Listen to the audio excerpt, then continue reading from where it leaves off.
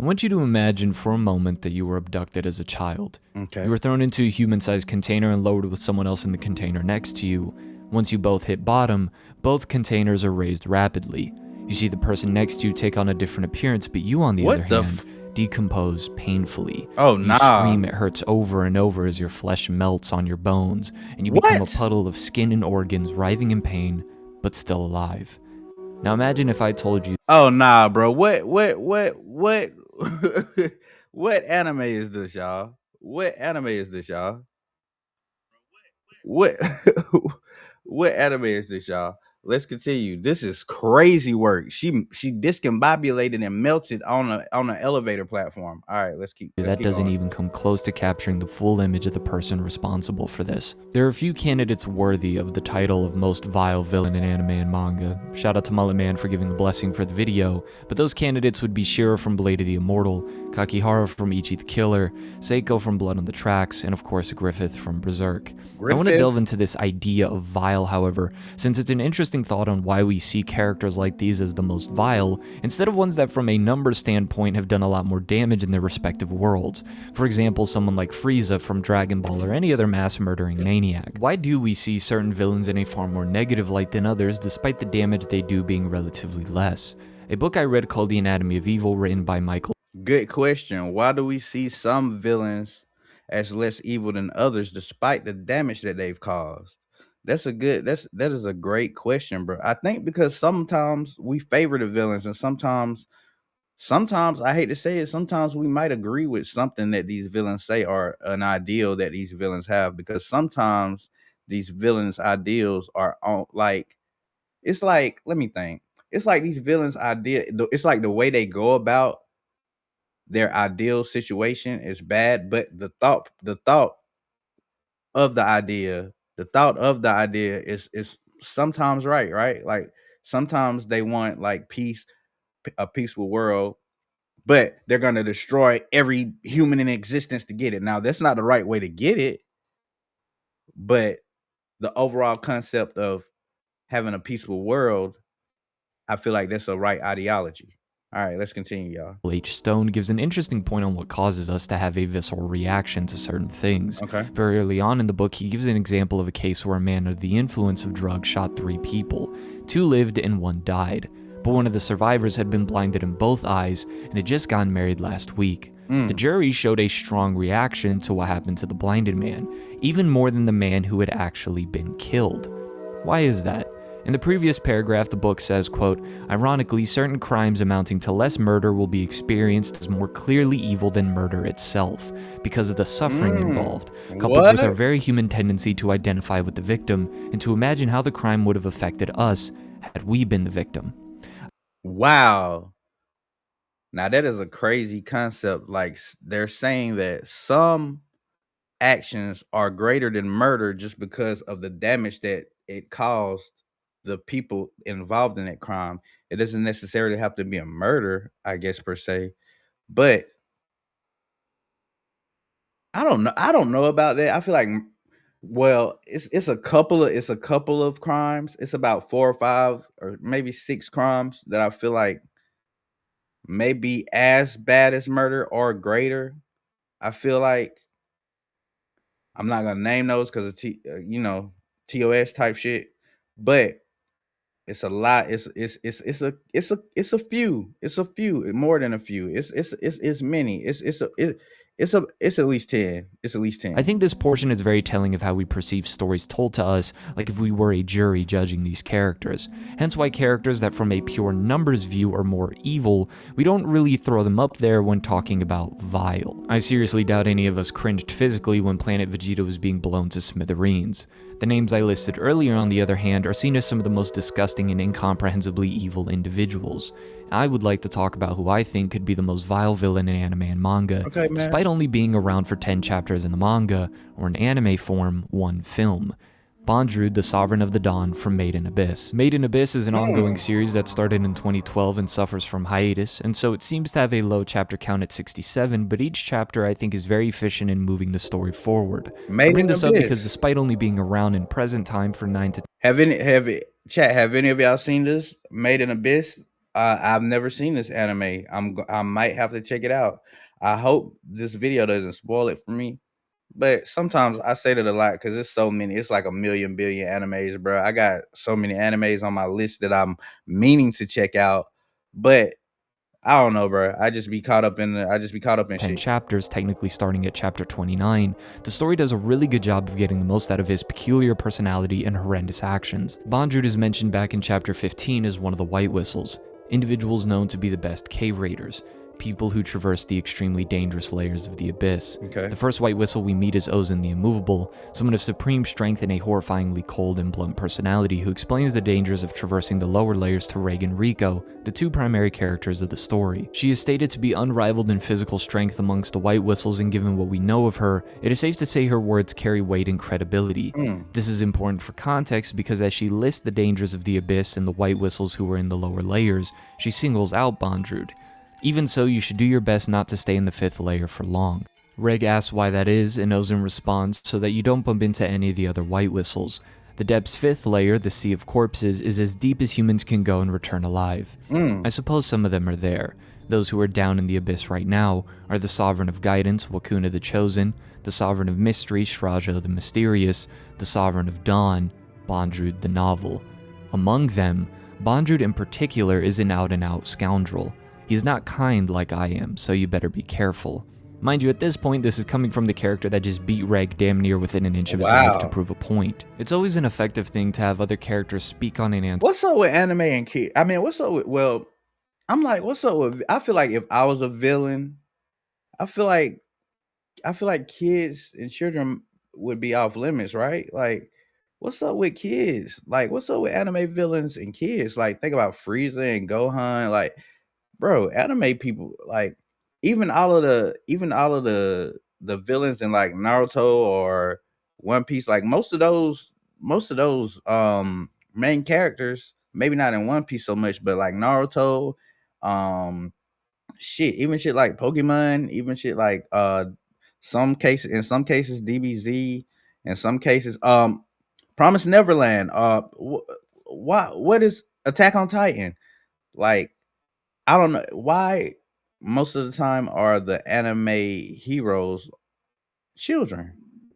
Like most of the time, y'all hear my stomach. I am hungry. It's early. It's 7:20 a.m. I haven't even. I brought this to y'all and haven't even ate breakfast yet. That's how much I fuck with y'all. Let's go. Antagonist and build up the reputation of that character, and then we see said antagonists confirm the fears through their actions. If the character is pompous and full of themselves, then it's no surprise if the villain sort of hypes themselves up, but when trying to build up a character that isn't going to be present for a bit, I really do think it's a simple but powerful method of adding weight to that character. Ozin, being the communicator of said information, isn't shown to be a dishonest individual. If anything, she can be faulted for being too honest. But in this context, she has seen the terrors of the abyss and has been affected by it, and is now warning these two who want to venture into its depths. I didn't catch this at first, but since it's one of the only descriptions we get of Bondrewd before meeting him, I looked into the definition of scoundrel since I believe that word was used intentionally, at least in translation. A dishonest and unscrupulous person, a rogue. And unscrupulous is defined as having or showing no moral principle. How many of y'all are scoundrels and how many of y'all are unscrupulous? I bet it's a few of y'all niggas in here. I'm not even gonna hold you. Not honest or fair. In retrospect, scoundrel is without a doubt the perfect word to describe Bondrewd. Someone who you cannot let your guard down around. An untrustworthy individual who has no conscience, is unethical, immoral, or the more appropriate word would actually be amoral. This is the portrait painted to us about Bondrewd, and how foreign parents describe their children when they grow their hair out. I do have a bad habit when it That's actually true. My parents are not foreign. We're African American. I mean, I've been living here my whole life. My parents have too. When I grew my locks, when I grew my hair out, not so much my pops.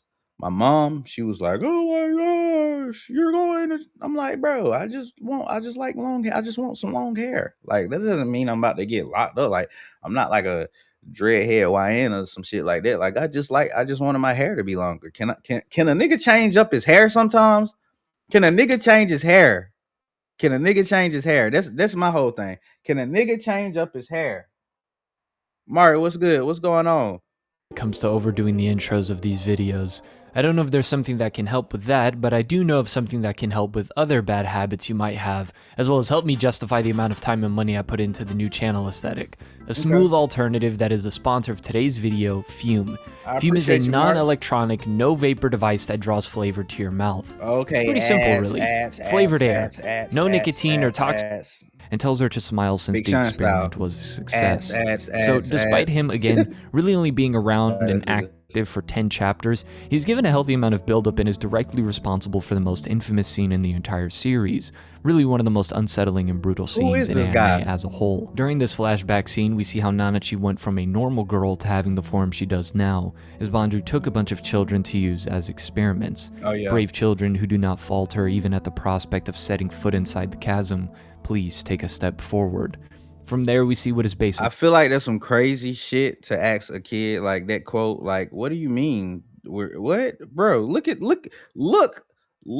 this thing that he's asking the kids to step into. If you're like 6 and you see these 3-4 niggas right here, and a whole bunch of kids right here, and they ask you, "Hey, step into this. This shit looks like it's barely like hanging right here." Nah, I'm not doing that. But they might have X'd them out on the spot. They might X you out on the spot if you say no. Operations looks like, and how Nanachi and Midi, another girl that was taken in by Bondrewd, become close friends. Midi is taken to be experimented on, and this is where we overhear a conversation between Bondrewd and one of his assistants, since Nanachi is trying to follow where Midi was taken. He is reprimanded for bringing children who will never be able to return, and that from a humanitarian perspective, this is just wrong. Bondrewd is quick to respond and says there's no need to worry since he's not making use of them as humans.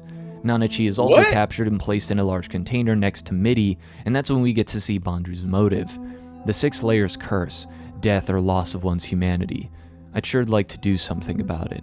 Those chambers you are in are capable of forcing the curse all to one side. Attempts that paired a person with something besides a fellow human didn't go well. However, Nanachi just happened to come join us. I regret having to use 2 adorable little beings such as yourselves, but as you two are such close friends, I'm sure this shall be a success. Midi says they were tricked, and Bondrewd tells them that thanks to all of them, the darkness shall be driven out of this chasm. They weren't tricked. And so he lowers both of them, and as the containers are then raised, Nanachi transforms, and Midi, well... What? Nah, bro. He did this to 2 little girls. This motherfucker just melted into pudding just now. Just melted into fucking Made in Abyss is a series with some of the best world building ever, mixed in with a disturbing presentation. It's like I would like to recommend this to the homies, but that ain't happening. And that ain't even getting into the stupid ass bonus pages the author puts in the manga, but that's nor here nor there. Midi isn't even given the liberty of death, but instead is near impossible to kill and is now forced to live and suffer as this thing crawling around on the ground. With Nanachi now hoping Red can put an end to her suffering, and in a heartbreaking... Bro, she turned into a fucking Frenchie. She turned into a pug, bro. They turned her into a fucking bulldog, bro. Like, what is this? What kind of bulldog, pug, / Digimon type of creature did they just turn this little girl into? Scene when Midi is finally put out of her misery, we see Bondrewd see Midi's life signal turn off and congratulates as well as thanks Nanachi for getting it done. For a brief moment, we get a glimpse of the other aspect of Bondrewd that makes him terrifying beyond just seeming to be 10 steps ahead and morally reprehensible for science. At this point in the story, Bondrewd does seem to fall under the typical mad scientist, someone willing to do wrong for the greater good and the progress of humanity, or himself, with no care for his subjects, but that would be a huge miss on what Bondrewd is as a whole and what makes him uniquely twisted. When the trio finally make it to the 5th layer, they encounter one of Bondrewd's umbral hands, a member of his cave raiding squad who tells them that the Sovereign of Dawn is awaiting their arrival. Upon arriving at the Edo front, Bondrewd's base for operations, they are greeted by a girl asking if they are Papa's guests. Nanachi warns Reg and Rico, however, to be very careful with what they say, to choose their words carefully and to provoke the others into talking, because information is power. A very appropriate saying given the situation, but also an apt description of Bondrewd. The conversation between the girl and the crew is interrupted when he finally enters the scene and presents himself alongside his umbral hands, Bondrewd in the flesh. He once again congratulates Nanachi for putting Midi out of her misery. And when I first read this in the manga, I read it with a sarcastic tone, sort of instigating, but the film really adds clarity to Bondrewd's personality, So is it a especially movie? his sincerity. Oddly enough, as shit will start hitting the fan a lot, Bondrewd doesn't show sadness, doesn't seem to show any anger or resentment, or even display the sadistic pleasure one would associate with this type of mad scientist character. But if not, his tone is constantly upbeat, joyful, caring, and at no point do we see him with a different tone behind closed doors to indicate that isn't how he genuinely is. Because up to this point, one could write off Bondrewd as the typical crazy science man again, Oh one who no. belittles those who do not understand his research and a goal for the greater good, but we are soon to see that Bondrewd can't be as easily boxed in like that. A little bit of time passes and Reg and Nanachi are nowhere to be found, and Prushka saves Riko from climbing up the forbidden steps on her own. Riko asks Prushka what kind of person Bondrewd is in her eyes. Prushka responds with, "My papa's the best. What? He's always thinking of me." This is such a strange thing to hear given how the first scene we see Bondrewd in for an extended period of time is him showing no issue and sacrificing a little girl, but at the same time he is capable of raising a child who sees him as the best father she could have. But the next scene gives That is another level of sick. That's another level of sick and twisted, bro. You have a little girl that you're raising as your daughter. I'm not sure if that's his real daughter or not. I haven't even seen this anime. But in front of her, you're butchering children for scientific experiments. You turned one little girl into like a rookie level Digimon in front of her best friend. You turned her into like a puddle of skin and claws. This nigga's crazy, bro. us a good look into Bondrewd and the way he sees things.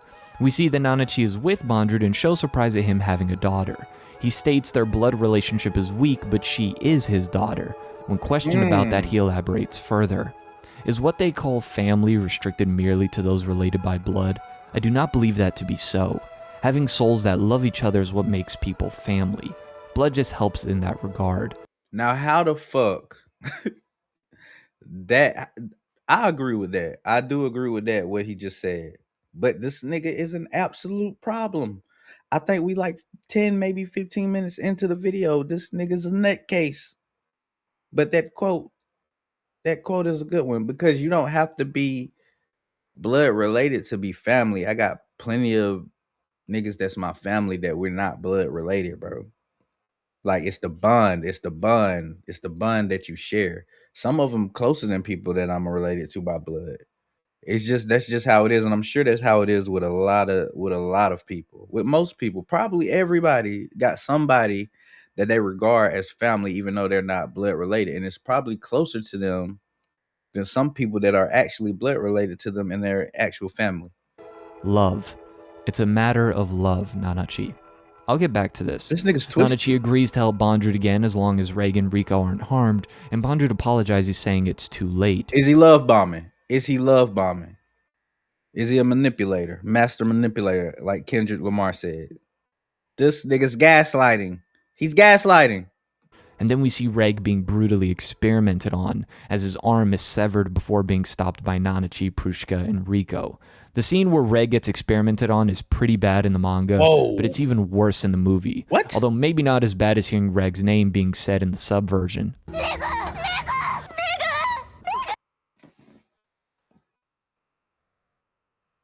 Bro. Like, we can't escape it. We can't escape it. Even the little anime kids. You gonna call me a nigga?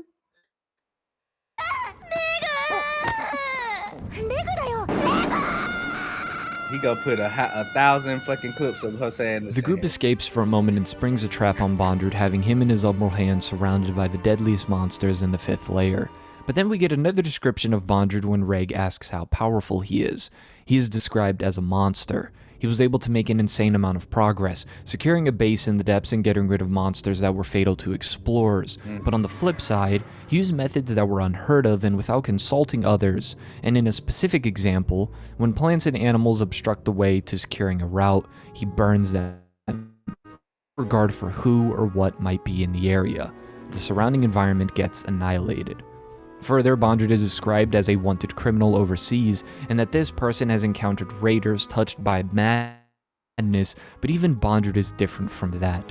It was as if some strange, mysterious entity had donned a mask and was masquerading as a human. If there are indeed monsters in the netherworld, things like him would qualify. I did not think of Greg that. believes he finally defeated Bondrewd. Prushka, watching it all go down and approach the dead body of her father, starts breaking down into tears. The umbral hand taking care of Prushka walks over and takes the helmet off the dead body and puts it on, revealing that he is in fact the real Bondrewd. What? More so that he is immortal and all of the umbral hands are Bondrewd. Leaving with Prushka, and immediately after, we see him So all of them are him? So this nigga got like several bodies he can just put on the helmet and turn it? Like, that's marking crazy. her body ready to perform an experiment on her. So which one is it? Because everyone that knows of Bondrewd describes him in the worst of ways. Meanwhile, Prushka describes him as a caring, loving father.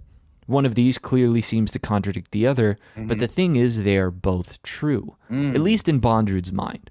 To him, the inhumane experiment and practices aren't done with any ill will or malicious intent. He sees suffering as a necessary part of the process. What matters is progress. So even if he is sawing you in half while you are still awake, if that contributes to the goal of conquering the abyss, then he sees it as an act of love. I might have used the word sadistic to describe Bondrewd in the past. His actions can certainly be seen that way, but he does not derive pleasure from bringing others pain. He derives happiness from accomplishing the goal. Even if the progress isn't made by himself, he is glad. He sees it as a marvelous thing. Okay. Even if it's his own death that's being caused, he always remains with a constant politeness, and we never see otherwise.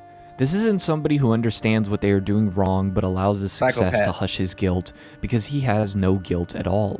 He doesn't show remorse or sorrow for his actions, outside of apologizing to Nanachi for jumping the gun and experimenting on Reg. Bondrewd is, as I described earlier, seemingly completely amoral. Not a human being killing another with some sense of morality, but more so like an animal killing another for food. He is without any moral constraint or limitation, and this allows him to view his own actions of ones of love. There is a question, however.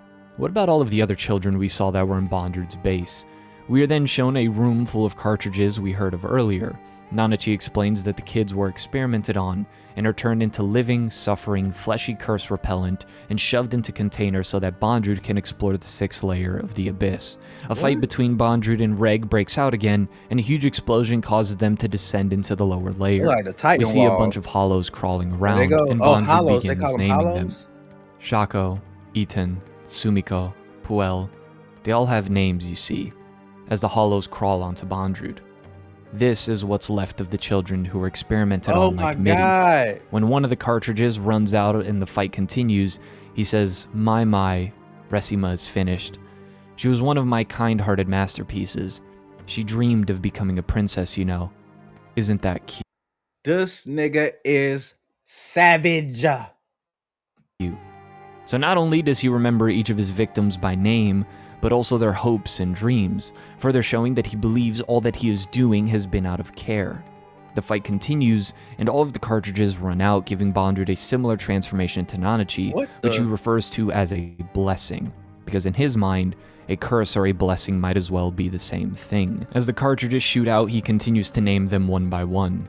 Takiri, Terethia, Nopero, and the final cartridge shoots out, and Mania, Prushka's pet, runs out and licks the liquid spilling from the cartridge. Oh my god. It was truly a marvelous adventure. Was it not, Prushka? To really drive the heartbreak of this moment further, we are given an extensive flashback into Bondrewd taking care of and raising Prushka, helping recover her mind from the harm of the abyss, giving her a name, and giving her Mania, and doing all he can to make sure she is okay and happy. In the flashback, he seems like an outstanding father, to the point that when she believes he was killed, she mourns for him, and even in her current state as fleshy fuel, she wishes to overcome anything together, only wishing to go on adventures Oh together my one day. God. He killed This this. is what really makes Bondrewd a unique type of This nigga killed his daughter. Hold on, y'all.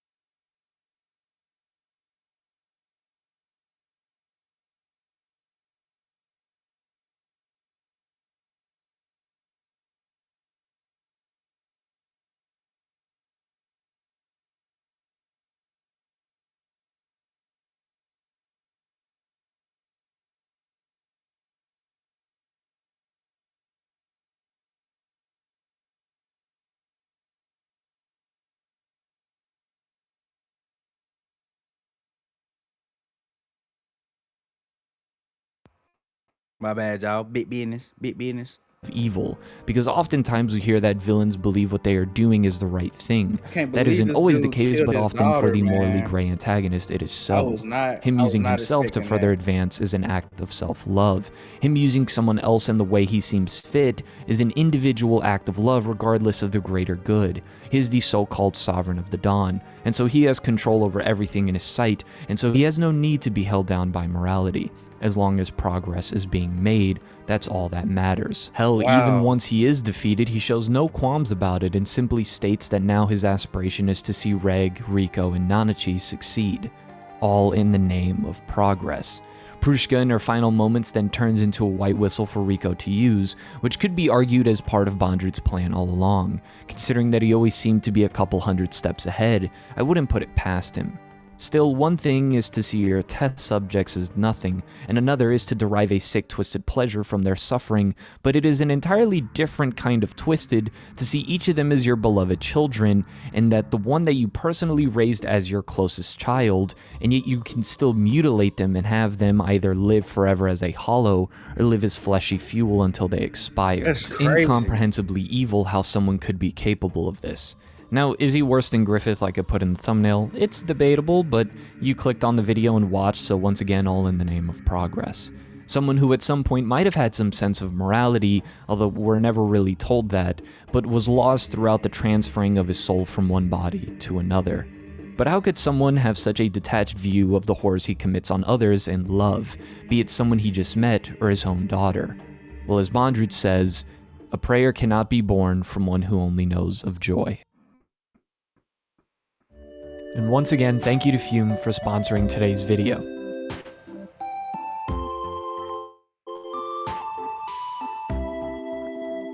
Oh my gosh, y'all. That was crazy. That was fucking nuts. Now let me shout this guy out. Shout out to the Masked Man. Shout out to the Masked Man right here. You see him right here. Y'all make sure y'all go subscribe. I'm gonna hit that button. Boom. Subscribe to you, the Masked Man. I fuck with you in your videos. Bro, that was crazy. Y'all can't tell me that was not nuts, bro. Y'all cannot tell me that was not nuts, bro. That was absolutely in fucking sane. I mean, totally insane. Totally insane, bro. Like, and think about this. Think about this, y'all. I'm gonna give y'all some shit to think about. Think about it this way, right? Was he right? Was he right? I know the whole murdering and using kids experiments. I know that is completely wrong. But if you're on a world where it's like levels, like you're in levels of dungeons, right? Think just hear me out. Levels of dungeons. And the world is dependent on you. You're a scientist. You're a mad scientist. You probably were a scientist at first, and then just completely lost your fucking mind and turned into a mad scientist because you were trying to escape this hellscape, or you're trying to find some type of solution to better the situation of this world. Sacrifices would have to be made, right? But would you be able to sacrifice the children or your own children? Me personally, I wouldn't. I think this villain, although he's trying to make progress to a better future, he's going about it the wrong way. Of course he is. Like, come on, y'all. We can't even, like, his kids. Like, he turned his daughter into a fucking a canister of human gasoline. Like we just seen that. We seen this nigga do that. Obviously wrong. But the logic, the logic that he's talking about, I have to look into this movie or whatever. Made in Abyss. I'm gonna have to look at this film, this anime. I'm gonna have to read this manga to figure out more of a case study on this guy. But from my perception right now, just looking at this YouTube video, he was absolutely wrong. It was nothing, even though what he was trying, he seems like he was trying to do the right thing, but what he did was absolutely wrong. All right. So until next time, y'all, I hope y'all enjoyed this. You know what I'm saying? We're gonna do this every Friday. We're gonna take maybe 20 or 30 minutes out the day to just do this, and then we go back to gaming, bro. I'm gonna start trying to incorporate more reaction videos and react to things that I like: anime, manga, you know what I'm saying, cartoons, some movies. We might have some conspiracy theories. We might have some cryptids, bro. We're gonna be going up. This is bright. This is bright. And we do this type of thing over here on this channel, bro. We ain't doing nothing ordinary over here. We talking about everything that you want to talk about as far as Twitch would let us.